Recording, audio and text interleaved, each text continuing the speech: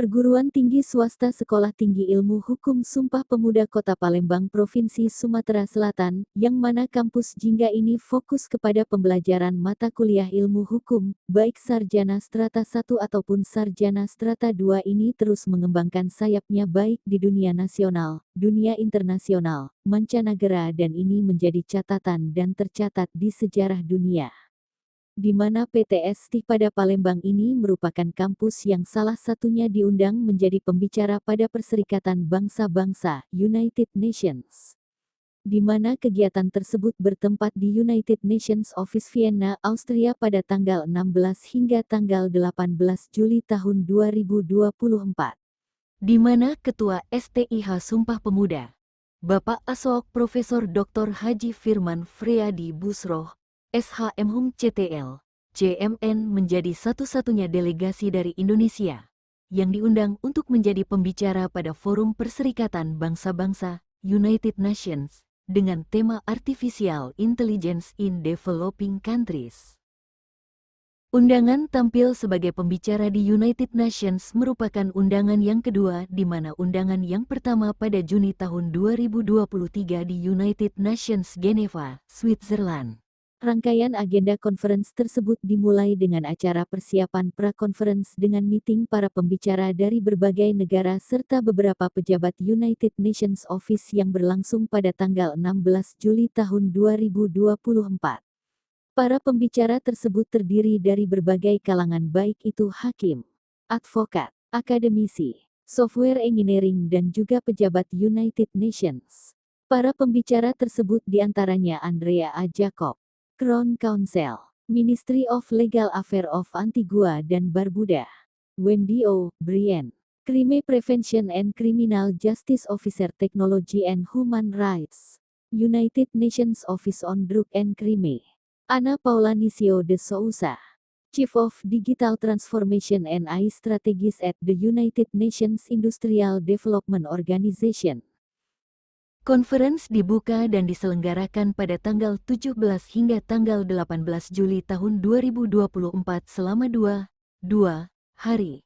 Panel diskusi forum terdiri dari beberapa pembicara antara lain, Dominik Galkowski, Lawyer at Kubas Kos Galkowski, Andri Risenko, Judge at Dnipro Petrovsk Regional Administrative Court, Claudia Abbas, Professor at University Brasilia, Firman Friadi Busroh, Dean and Associate Professor at Sumpah Pemuda School of Law, Joseph Katsungyav, Attorney at Yav and Associate LLP, Paweł Sikora, Lawyer at Warsaw Office Managing. Tema panel diskusi adalah Digital Justice 2.0, How AI is Revolutionizing Legal Aid Systems in Developing Countries. Mediation, and Indonesian people avoid from the courtroom because they feel scared. But with the AI, especially for the common cases or generative AI, it can use for the legal advice. But still, in Indonesia people really love to accompany an assistant by the human lawyer, not the AI lawyer. Yeah. So that's why, because they feel maybe some motivation, maybe some empathy, because that's cannot give by the AI. That is given by the humankind. So the feeling touch, the support, the morality, it can give by the human lawyer especially. But for the legal advice, maybe just for to know the regulation, the task or the routine task or everything. Well, I agree that especially in Indonesia, we have very many island and remote area. Well, it can one of the solution, but still, if we want to settle the dispute through the courtroom or maybe through the arbitration or mediation, it still have assistance from the lawyers. Thank you. Thank you. Andre, you've been judge for 4 years. How do... Well, thank you, Dominic. So, I'm from Indonesia. Good afternoon all. And Indonesia have several islands, and there's many islands. It is around 70,000 islands and separated. So the communication is one of the barrier. And also the problem of Indonesia, what I observe is about the infrastructure, similar like the others, and also the financial, and also the human resources.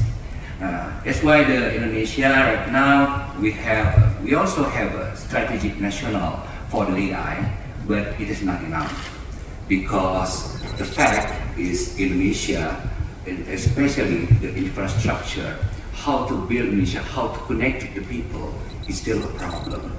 That's why in this forum we try to discuss maybe what Joseph said, we have to collaboration between the government, NGO, or companies. Yeah.